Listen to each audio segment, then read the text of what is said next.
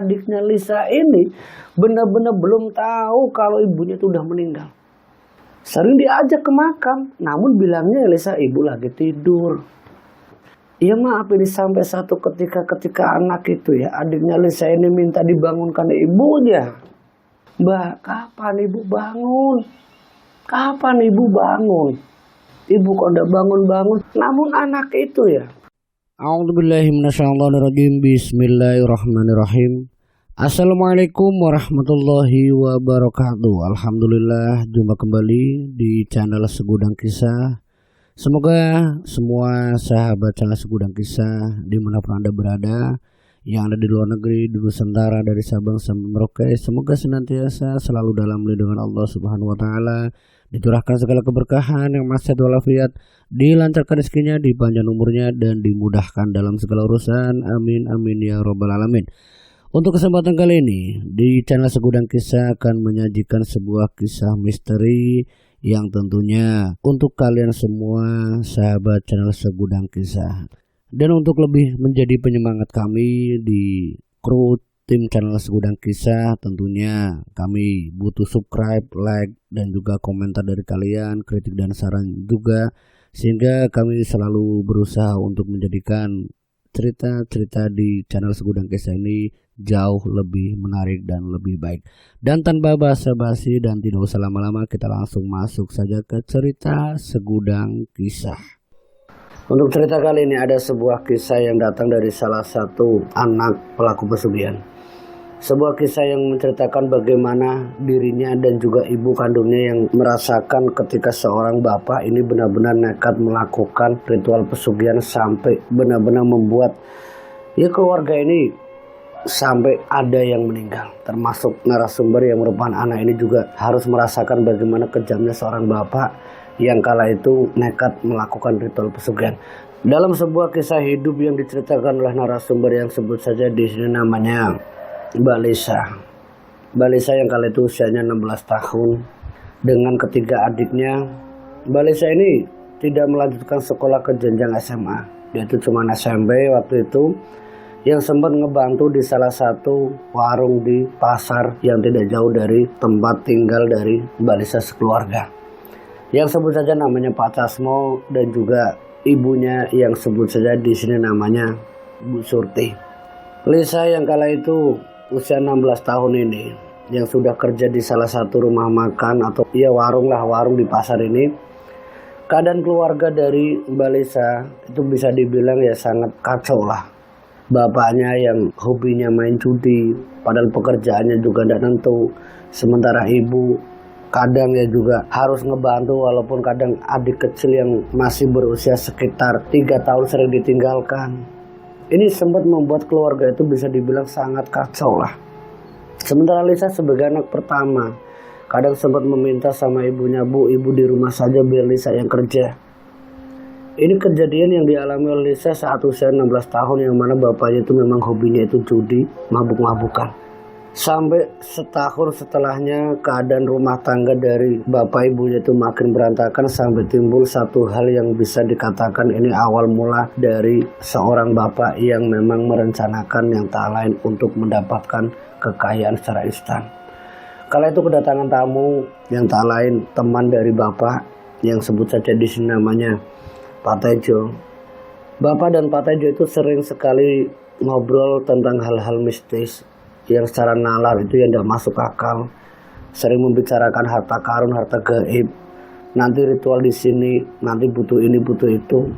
Sementara bapak itu udah tidak peduli lagi dengan ibu dan juga adik-adik. Udah tidak peduli. Setiap dia kali kerja, kalau udah digunakan judi dia pasti pergi ke tempat-tempat angker untuk ritual narik bank gaib. Selalu menjanjikan ke ibu, nanti kamu juga bakal jadi orang kaya. Kalau aku sukses ritual nanti juga pasti kamu seneng. Itu selalu yang dikatakan bapak. Saat itu Lisa yang berusaha untuk mengingatkan bapaknya, "Pak, kerja itu Mbok Yu yang biasa, yang normal, jangan yang aneh-aneh." Justru Lisa malah kena tampar, dan semenjak kali pertama Lisa mengingatkan dan kena tampar dari seorang bapak, Lisa tidak pernah lagi ikut campur urusan bapaknya. Mau judi, mau ini, mau itu, yang tak lain ritual itu udah tidak peduli lagi. Yang penting Lisa kerja untuk kebutuhan ibu dan adik-adiknya. Jadi seorang bapak yang udah ada tanggung jawab itu semenjak ketemu dengan yang namanya Pak Tejo, mereka berdua hanya benar-benar melakukan satu hal yang di luar dari dugaan Lisa. Mereka berdua ternyata pergi ke satu tempat yang kabarnya ini tempat pesugihan. Kurang lebihnya selama 3 minggu yang namanya Pak Casmo, bapaknya Lisa ini pergi dengan Pak Tejo. Itu semenjak kepergian itu dia sering melakukan hal-hal yang bisa dibilang sangat aneh. Sering bakar-bakar kemenyan, sering beli kembang-kembangan. Itu ditaruh di pojok rumah di bagian belakang. Yang waktu itu sempat ibu itu menanyakan ke bapak, Pak, bapak itu lagi ngapain tuh di belakang rumah kayak gitu? Udah, ini urusanku, kamu udah usah ikut campur. Nanti kalau aku udah selesai ya, seminggu ini aku selesai, aku bakal jadi orang kaya. Pak, kaya itu kerja, Pak. Itu didengar oleh Lisa. Saat itu bapaknya yang udah 1 minggu ada di rumah dan dia hanya fokus sama bakar kemenyan, ngasih sesaji itu di belakang rumah. Ya itu juga dilihat para warga. Ada yang lewat sempat bilang sama ibu, sama Lisa, kalau bapakmu itu lagi apa di belakang? Orang mau kaya ya kerja, jangan kayak gitu. Ternyata yang dilakukan oleh bapak ini tujuannya agar dia ketika judi itu menang. Dan itu memang dibuktikan bapak setelah 1 minggu ya. Dia ya sempat kerja beberapa hari, namun apa yang didapat oleh bapaknya itu tidak pernah sampai ke rumah. Ya intinya adik-adiknya Lisa kalau tidak Lisa kerja ataupun ibunya ikut ngebantu ke tetangga, ya adik-adiknya tidak ada yang makan. Itu keluarga itu udah benar-benar kacau kala itu. Setelah bapaknya Lisa ini udah ritual 1 minggu, dia sempat ngasih uang ke ibunya itu tidak sedikit. Ini bu, 500.000 hasil aku menang judi. Itu pertama kali bapaknya yang sudah berbulan-bulan tidak pernah ngasih jatah untuk ibu dan juga sekeluarga. 500.000. Nah esok harinya ngasih lagi 700.000 esok, dan itu terus menerus. Yang tentunya secara finansial, karena bapaknya Lisa yang seorang penjudi ini tidak pernah kalah, itu sampai di kampung sebelah, sampai ya kampung-kampung yang lain yang memang hobinya itu judi kala itu, didatangi semua sama bapaknya Lisa, dan bapaknya itu tidak pernah kalah main judinya. Bapaknya itu udah pernah kalah. Sampai dalam kurun waktu ya 2 bulan, apa yang diinginkan seorang Pak Casmo itu bapaknya Lisa, semuanya udah terpenuhi. Adik-adiknya Lisa udah dibelikan sepeda, ya termasuk Lisa juga yang tadinya berangkat kadang jalan kaki udah dibelikan sepeda. Intinya kondisi rumah selama 2 bulan, ya logikanya sehari kadang ada yang 500, ada yang juta. Dan nentu, tapi itu kan jumlah itu sangat banyak.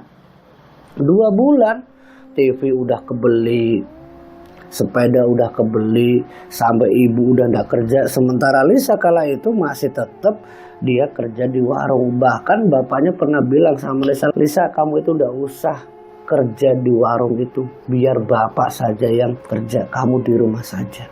Namun Lisa ya karena tahu bapaknya itu judi ya, dia nggak mau. Intinya yang memakan sesuatu yang didapatkan dari perjudian itu. Lisa lebih memilih untuk kerja di warung. Sementara ibunya ya kembali mengurus adiknya yang masih berusia 3 tahun yang paling kecil.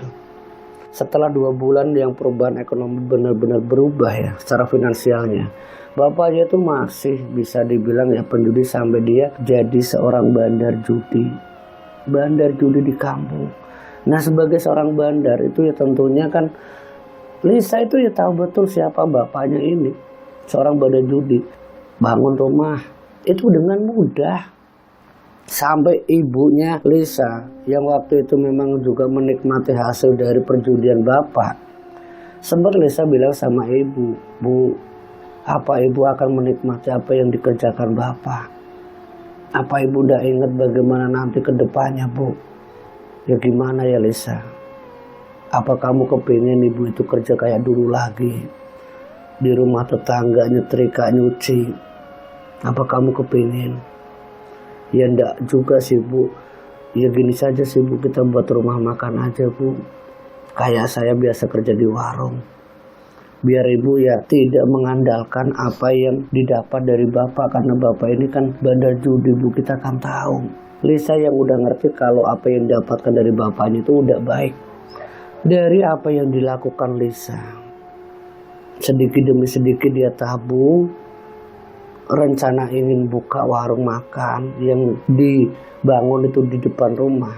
Dan apa yang direncanakan Lisa ini ternyata bapaknya itu udah ngerespon, dibangunkan sebuah kios lainnya rumah makan yang Lisa waktu itu tidak tahu ternyata kios ini untuk Lisa untuk dia buka warung makan di rumahnya. Nah setelah jadi itu ya bapaknya sempat bilang sama Lisa, kamu kan sempat bilang sama ibu mau buka warung makan, ya udah situ warung makannya di situ, itu untuk kamu, bapak tidak akan ganggu kamu itu, nanti kalau ada apa-apa bilang sama bapak. Namun Lisa yang masih bersikukuh kalau bapaknya ini seorang bandar judi itu tidak mau, karena dia sadar kalau bapaknya itu mendapatkan sesuatu dari ritual-ritual yang memang kerap dilakukan setiap minggu sekali. Itu setiap minggu itu selalu bakar kemenyan itu di belakang rumah. Kurang lebihnya hampir setahun, ya tepatnya 11 bulan, di mana bapaknya Lisa yang setiap minggu sekali itu tiap malam Jumat bakar kemenyan. Ini mempengaruhi kesehatan ibu. Ibu itu ya karena sering bau kemenyan, dia sering sekali yang namanya jatuh, pingsan, kadang tiba-tiba mual, tiba-tiba mules. Ya namanya ibu itu ya sering sekali bolak-balik ke dokter, bahkan ke rumah sakit. Setiap kali bapak bakar kemenyan ya sudah pasti ibu itu pasti ke rumah sakit, nginep sehari, besok sembuh lagi, nanti pas malam Jumat bapaknya bakar kemenyan lagi, jatuh, sakit lagi. Itu terus-menerus semenjak kurang lebihnya setengah tahun sampai hampir 1 tahun itu ibu udah sakit-sakitan sampai parah-parahnya ibu itu ya. Setiap kali bakar kemenyan yang dilakukan oleh bapaknya yang ada di belakang, padahal ibu itu ada di warung depan. Namun ibu itu selalu seperti kayak kesurupan, ngomel-ngomel sendiri. Sampai Lisa itu benar-benar tidak percaya apa yang terjadi dengan ibunya kala itu, yang ternyata ini awal mula sebuah petaka dari keluarganya Lisa. Semenjak bapaknya sering bakar kemenyan, ibunya juga jatuh sakit, sampai ibunya Lisa itu meninggal dunia.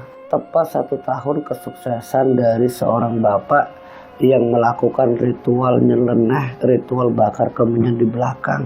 Nah waktu itu Lisa ya, semenjak ibunya ini meninggal, rumor terkait dengan kebiasaan bapaknya yang bakar kemenyan di belakang ini dikaitkan dengan pesugihan. Dan rumor pesugihan seorang Pak Casmo, bapaknya Lisa itu bukan hanya didengar oleh Lisa itu lewat 1-2 orang. Para pelanggan ke warung, tetangga sekitar, termasuk orang-orang yang sengaja kadang bilang sama Lisa kalau bapakmu itu udah bunuh ibumu. Ibumu itu dijadikan tumbal.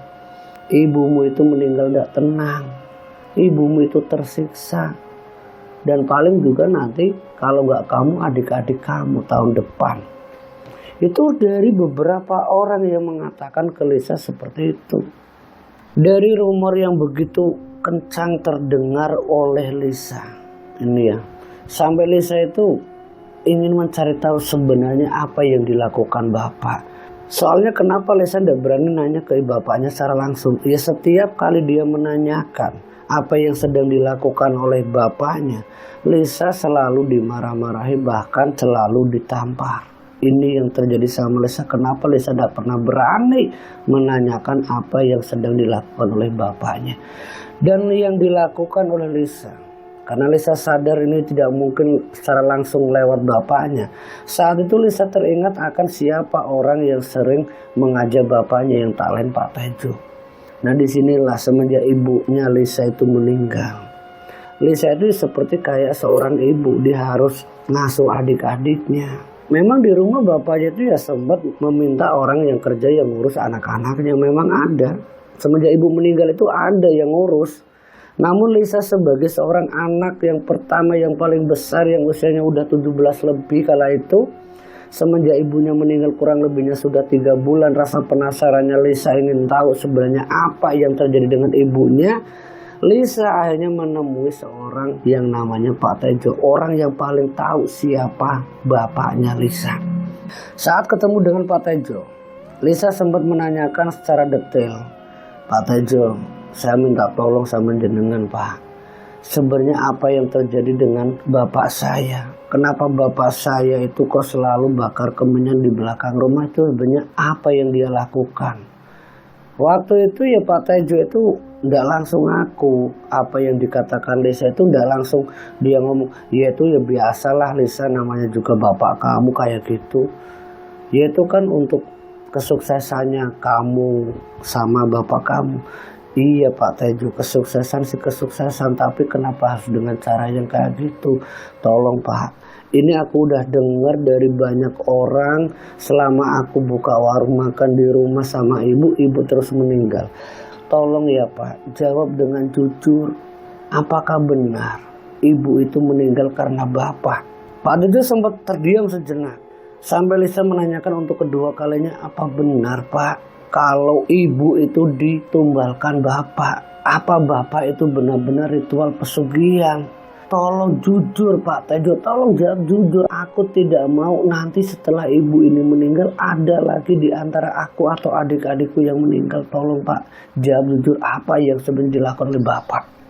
Saat itu Pak Tejo yang ngelihat Lisa memang sembari ya sangat sedih teringat akan ibunya yang meninggal, khawatir akan adik-adiknya. Ini Pak Tejo pun akhirnya cerita sama Lisa, begini ya Lisa, memang bapak kamu kala itu meminta sama Pak Tejo, minta diantar ke satu tempat. Ya memang Pak Tejo itu dulu yang paling sering ngajak bapak kamu ke sana ke sini. Itu semua sebenarnya bukan Pak Tejo yang ngajak, dia sendiri yang meminta saya ya Lisa, untuk nyari tempat-tempat yang katanya itu ada harta karun.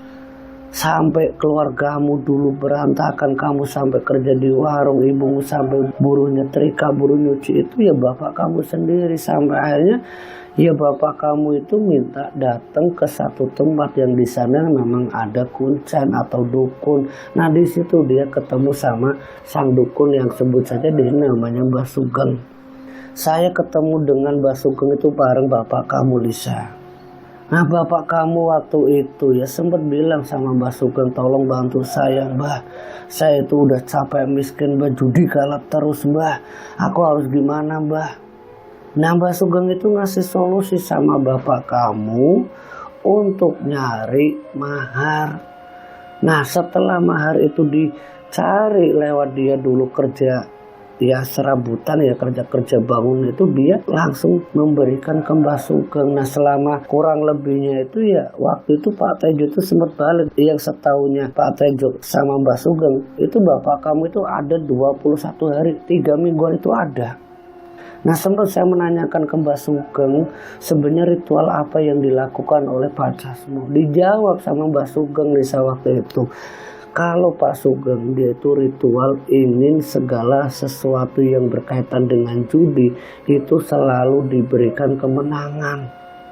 Nah waktu itu saya sempat menanyakan, lah memang kalau apa yang diberikan sama perewangannya Pak Jasmo ada risikonya ndak?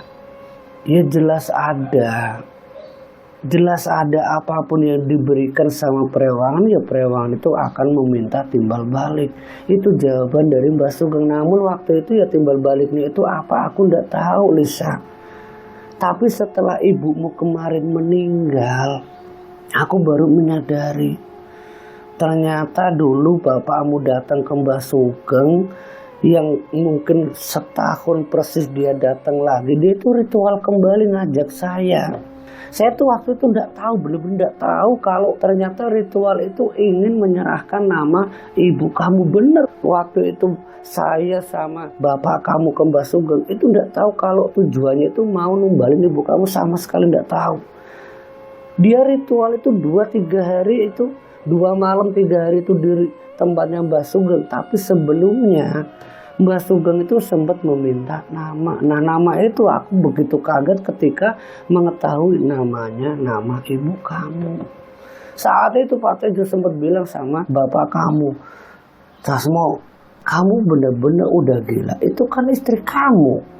Kamu serahkan untuk kesuksesan kamu, judinya kamu. Udahlah Tejo, itu jawaban dari bapak kamu. Saya nggak boleh ikut campur. Dan saat itu ya bapak kamu sama Mbah Sugeng itu masuk ke dalam kamar ritual. Nah di situ Mbak Sugeng sempat keluar setelah bapakmu itu di dalam kamar ritual. Nah ritualnya itu pun ya kata Mbak Sugeng, ya nanti bapak kamu ketika ritual, kata Mbak Sugeng, itu diperlihatkan bagaimana ibumu itu meninggal. Itu diberitahu tata caranya, dan ternyata apa yang dialami ibumu dulu sering bolak-balik ke rumah sakit itu sebenarnya itu udah merupakan cara dan sudah waktunya dia diambil sebagai upah daripada perewangan bapak kamu. Nah semenjak ritual itu dia sempat keluar, dia kan balik. Belum ada 1 minggu dia pulang, ibu kamu meninggal dunia, Lisa. Itu aku tahu. Jadi apa yang terjadi dengan keluarga kamu ya? Kamu kan bilang kalau kamu khawatir tentang keadaan kamu dan juga adik-adik kamu, kalau bisa ya Lisa, sebaiknya kamu menjauh dari bapak kamu. Bapak kamu itu udah bukan seorang bapak. Dia itu sudah kecampuran iblis, dia udah ndak mikir itu istrinya, apalagi kamu anak-anaknya pasti nanti akan dijadikan sasaran berikutnya. Aku tahu itu. Yang namanya pesugihan, perewangan, bentuk apapun yang terkait dengan kekayaan pasti ada tumbal. Jadi Lisa, kamu datang ke sini ya sekaligus aku meminta maaf atas apa yang sudah terjadi dengan ibu kamu yang sudah meninggal beberapa bulan lalu. Aku minta maaf. Itu dari Pak Tejo ke Lisa. Dan Lisa yang sudah mengetahui kabar dari teman dekatnya Bapak, yaitu Pak Tejo. Lisa yang sudah juga disarankan sama Pak Tejo untuk meninggalkan rumah itu. Namun Lisa tentunya khawatir dengan adik-adiknya. Lisa tidak mudah untuk membawa adik-adiknya itu keluar dari rumah itu. Karena bapak ini ya berusaha bagaimana caranya membuat adik-adiknya itu nyaman. Ya apapun yang diinginkan adik-adiknya Lisa itu dipenuhi. Dari mainan, apapun pokoknya segala kebutuhan itu dicukupi ya. Tentunya anak yang tidak tahu apa-apa ya, adik-adiknya Lisa ya pasti sangat dekat dengan bapaknya. Nah ketika Lisa yang sudah tahu kalau bapaknya adalah pelaku dari ritual yang aneh, ritual yang bisa menjadikan petaka untuk Lisa dan adik-adiknya, dengan caranya Lisa kala itu, Lisa ini berusaha mendidik adik-adiknya itu lewat guru ngaji yang ada di sebelah rumahnya. Sering diajak ngaji setiap habis maghrib.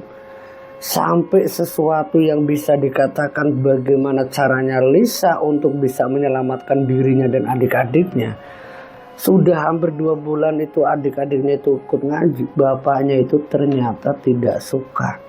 Bapaknya Lisa itu tidak suka sama apa yang dilakukan Lisa. Sampai mulai yang namanya ribut ini ya. Lisa itu sering dimarahin sama bapaknya. Kamu itu ya jangan ngurusin adik-adik kamu. Mau ngaji, mau apa itu terserah dia. Oh dia tuh lagi main, jangan disuruh ngaji. Biarkan saja. Intinya di keluarga Lisa kala itu yang bareng bapaknya sama ada perawat ya. Atau mungkin asisten rumah tangga. Itu udah punya asisten rumah tangga. Tiap habis maghrib selalu ribut. Karena Lisa ini sudah seperti kayak sebagai seorang ibu. Memang dia masih remaja.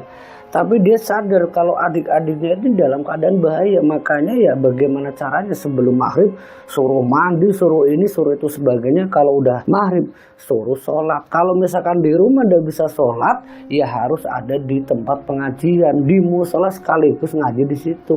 Ini yang terjadi sama Lisa dengan bapaknya. Ribut hampir tiap maghrib sampai pembantu itu sering ya menengahi, Pak, Mbak Lisa, tiap hari kok kayak gini. Si pembantu justru malah diomel-omeli sama bapak. Bahkan dia juga sampai saking gak kuatnya dia mengundurkan diri itu si pembantu. Nah semenjak ada pembantu ini tentunya Lisa sebagai seorang anak yang paling besar ya dia bertanggung jawab. Karena bapaknya ini sibuk dengan judinya, sibuk dengan pekerjaan sebagai bandar judi, udah tidak peduli lagi dengan anaknya. Tapi dia tidak pernah meninggalkan yang namanya ritual untuk ritual yang ada di dalam rumah di ruangan paling belakang. Kalau dulu itu di belakang rumah, namun sekarang rumahnya itu kan udah ada tembok di samping rumahnya ya kayak pagar bumi itu. Jadi tidak ada tetangga yang tahu. Dia selalu bakar kemenyan itu yang tadinya di belakang itu udah di dalam rumah. Rumahnya itu udah direnovasi, rumahnya Lisa. Ini yang semakin membuat kejadian-kejadian aneh itu sering bermunculan di rumah. Adiknya sering ngelihat ibunya nangis. Adik-adiknya Lisa sendiri juga sering dimimpikan kalau ibunya itu seperti menengadahkan tangan minta tolong dengan wajah yang begitu kusam, pucat ya. Lisa itu pernah dimimpikan, namun adik-adiknya ini pernah melihat. Sampai adiknya itu kadang ya kalau tidur itu selalu manggil ibunya, ibu. Dan adiknya Lisa yang paling kecil waktu itu kan baru berusia sekitar 4 tahun lebih. Dia tuh belum tahu kalau ibunya itu sebenarnya udah meninggal. Yang diceritakan Lisa untuk menenangkan adiknya kalau ibu itu lagi sholat, lagi ke rumah Allah. Itu yang selalu dijelaskan Lisa. Jadi adik kecil si adiknya Lisa ini benar-benar belum tahu kalau ibunya itu udah meninggal. Sering diajak ke makam, namun bilangnya Lisa, ibu lagi tidur, jangan diganggu. Ya maaf, ini sampai satu ketika anak itu ya, adiknya Lisa ini minta dibangunkan ibunya. Mbak, kapan ibu bangun? Kapan ibu bangun? Ibu kok udah bangun-bangun. Namun anak itu ya, itu sering sekali kayak ngobrol sendiri sama ibu kandungnya itu di dalam kamar. Sampai Lisa kadang nangis sendiri. Kamu lagi apa? Ibu datang tadi suruh dedek sholat. Tadi suruh dedek untuk ini. Ini yang paling kecil. Sementara yang keduanya kan memang selisih usianya agak jauh nih, yang nomor 4 ini. Adiknya Lisa itu yang paling kecil itu nomor 4. Selisihnya itu ya udah agak jauh, ada 6 tahunan. Yang gedenya itu pada takut. Itu laki-laki semua, itu yang ketiga adiknya Lisa. Lisa itu anak perempuan satu-satunya. Takut karena si kecil ini ya selalu ngobrol sendiri. Selalu kadang nangis sendiri. Kerinduannya itu terobati ketika dia ngobrol sama ibunya itu dalam keadaan ya secara logika itu udah wajar. Ternyata ini ada sebab musabab yang keterkaitannya dengan ritual yang dilakukan oleh bapaknya yang kurang lebihnya selama hampir 1 tahun semenjak ibu meninggal. Adik kecilnya Lisa itu nyaris saja ditumbalkan. Ini yang terjadi sama adiknya Lisa yang kala itu sudah menyadari Lisa kalau ini adalah ulah bapak. Lisa yang berusaha menyelamatkan adiknya, justru malah dia yang kena. Adiknya itu ya sempat dititipkan di rumah Pak D-nya. Rumah Pak D-nya itu adalah ya kakak dari ibu kandungnya Mbak Lisa. Itu Pak adiknya Lisa. Adik kecilnya itu dititipkan di situ. Namun Lisa yang ada di rumah bersama bapaknya yang udah mengetahui kalau bapaknya ini adalah pelaku ritual. Lisa ini berusaha untuk mengingatkan bapaknya, Pak, bapak ini mau lakuin apa lagi? Bapak mau bunuh adik, Pak. Bapak itu jangan gila, Pak. Bapak udah bunuh ibu dan sekarang mau bunuh adik, Pak. Kamu udah usah ikut campur. Dia udah belum tahu apa-apa, itu urusanku. Yang penting kamu senang, adik-adik kamu senang. Aku udah bisa bahagia, Pak, dengan keadaan seperti ini. Lebih baik Lisa sama adik-adik pergi dari sini, Pak. Kalau mau pergi saja kamu. Diusir sama bapaknya kala itu. Dan ini kesempatan Lisa. Ketika diusir sama bapaknya setelah adiknya itu sama padenya di rumah, padenya berempat. Lisa, kedua adik laki-laki itu termasuk yang paling kecil. Adik nomor 3 itu anak keempat dari bapaknya. Di rumah padenya, adiknya itu sering diganggu sama sosok yang mungkin perewangan dari bapaknya ini. Di sisi lain ngobrol dengan ibunya, di sisi lain ada sosok yang menemani ibunya. Adiknya Lisa itu selalu ketakutan nangis sampai akhirnya padenya ngundang praktisi ya. Dan memang menjelaskan apa yang terjadi dengan adiknya Lisa itu sama. Dia sering datangi ibunya, sering datangi sosok perewangan itu. Setelah sosok perewangan itu seperti mungkin diusir ya atau dijauhkan dari adiknya Lisa ini, termasuk yang mendoakan almarhum ibunya yang akhirnya tidak lagi muncul, namun Lisa ini tidak bisa mudah begitu saja dia lepas dari apa yang dilakukan oleh bapaknya. Lisa justru harus merasakan bagaimana setiap waktu itu kayak mencium bau wangian itu wangi kemenyan, wangi dupa. Padahal itu di rumah padenya.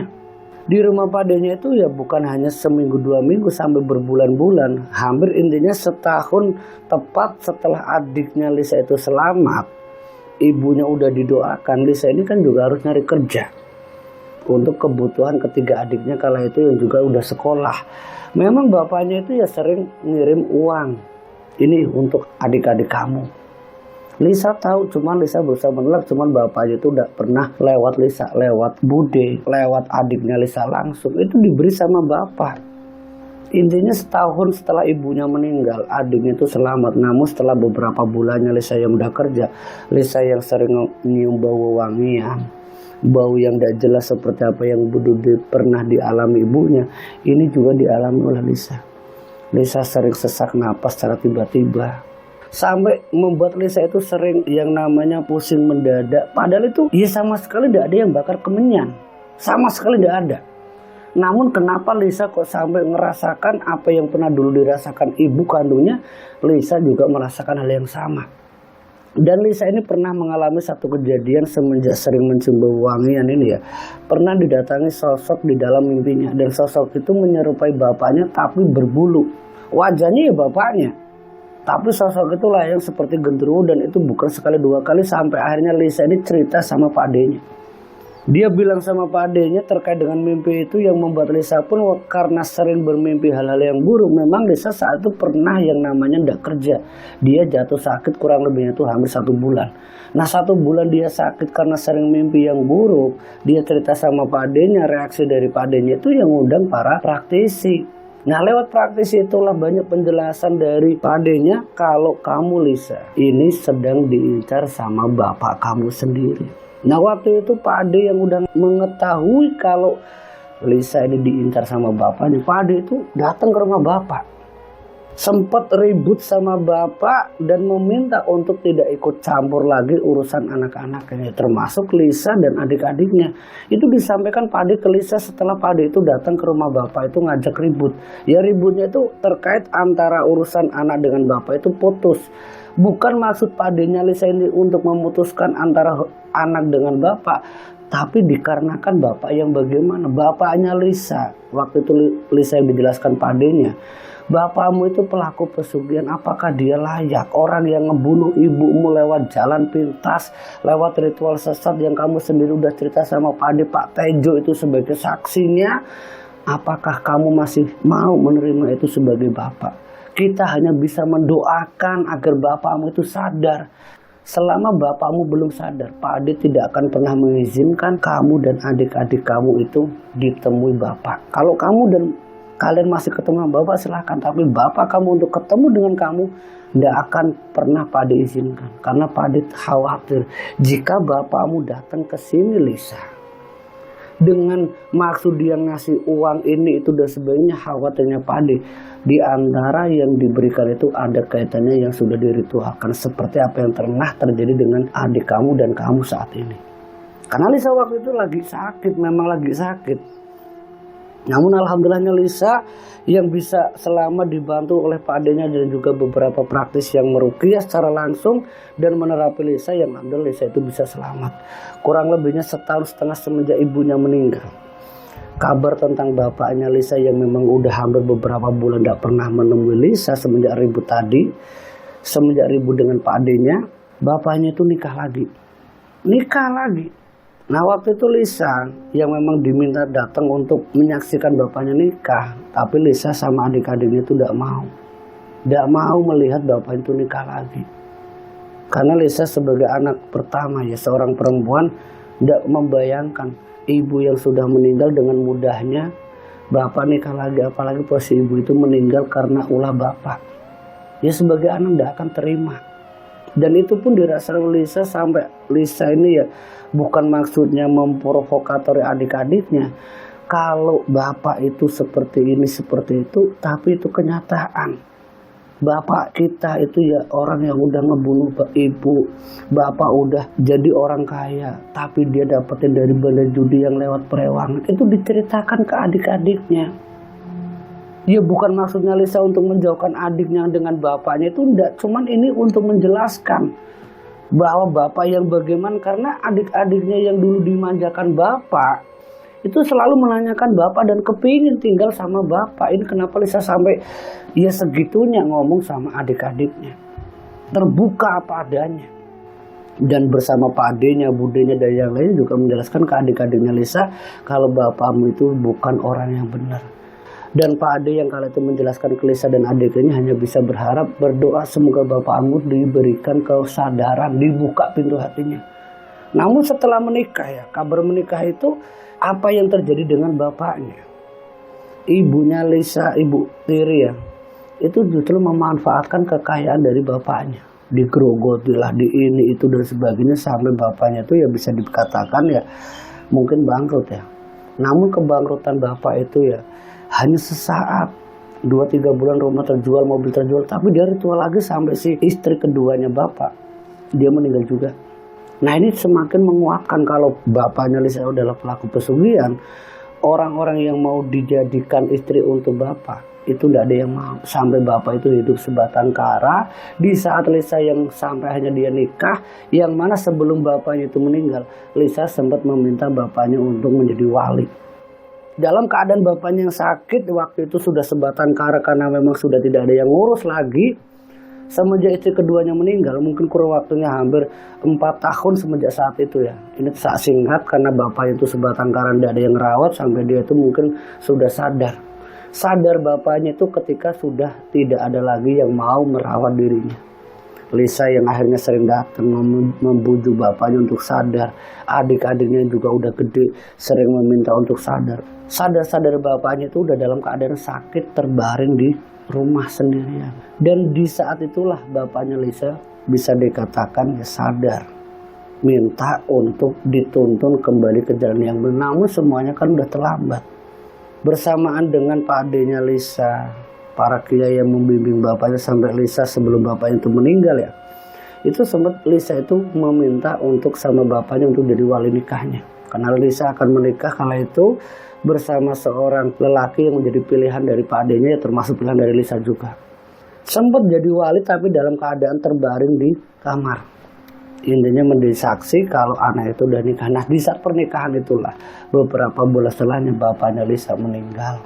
Itu yang terjadi sama Lisa. Yang memang ini sebenarnya ya kata Lisa itu ya ini cerita dari keluargaku. Cerita dari apa yang pernah aku alami, yang pernah aku rasakan bagaimana menjadi seorang anak juga menjadi seorang ibu. Ketika ibunya udah meninggal yang ternyata ulah dari bapaknya yang demi kekayaan yang bapaknya itu dulu memang tidak pernah mau hidup dalam keadaan susah. Hidupnya itu selalu ingin kaya raya namun pekerjaan itu tidak pernah dia lakukan. Semoga dari kisah ini kita bisa ambil hikmah dan pelajarannya. Jumpa kembali di channel Segudang Kisah. Wassalamualaikum warahmatullahi wabarakatuh.